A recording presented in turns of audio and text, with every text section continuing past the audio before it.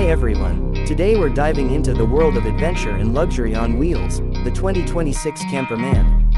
This isn't just a camper van, it's a mobile dream home designed for those who crave both comfort and freedom. At first glance, the 2026 Camperman grabs attention with its bold and rugged design.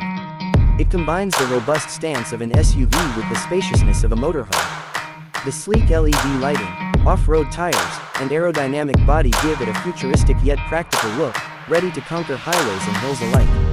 Under the hood, it's powered by a hybrid turbo engine, delivering strong performance while remaining fuel efficient. Whether you're cruising through the city or exploring remote landscapes, the Camperman adapts effortlessly with its all-wheel drive system and adaptive suspension. Now let's step inside, and this is where things get really exciting.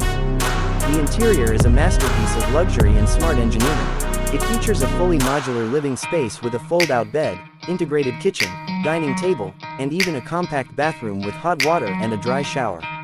All materials are eco-friendly, yet premium, from bamboo wood accents to leather-trimmed recliners. Tech lovers, get ready.